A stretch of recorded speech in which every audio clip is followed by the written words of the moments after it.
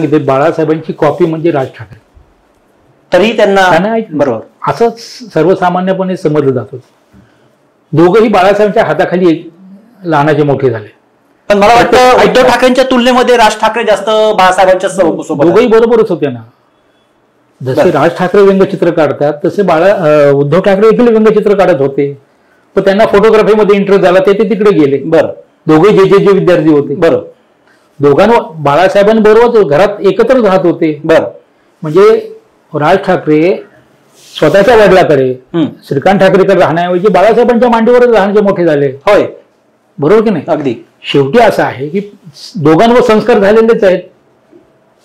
त्यावेळेला असं अशा पद्धतीचं होतं की व्यासपीठावर एकाने गाजवायचं आणि पाठीमागे उद्धवणी पाहायचं. अशा प्रकारची रचना 85 पासूनच झालेली होती. बर.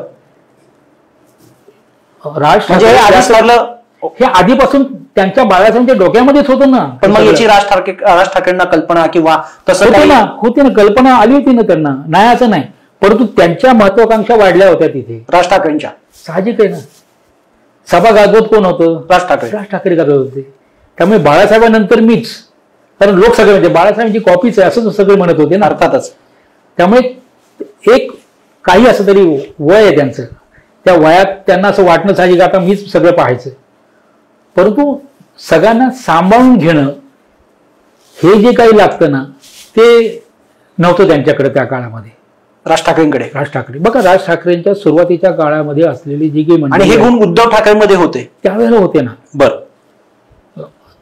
मी सांगतो ना, ऐक ना, राज ठाकरे हे च्या बरोबर स्थापनेच्या वेळेला जी काही मंडळी होती ना, बरोबर, बाळा नांदगावकर सोडल्यानंतर बाकी कोण आहेत आता त्यांच्या बरोबर?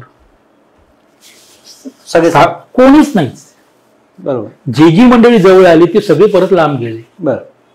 म्हणजे माणसं सांभाळायची जी कला असते ना ती नाहीच आहे ना.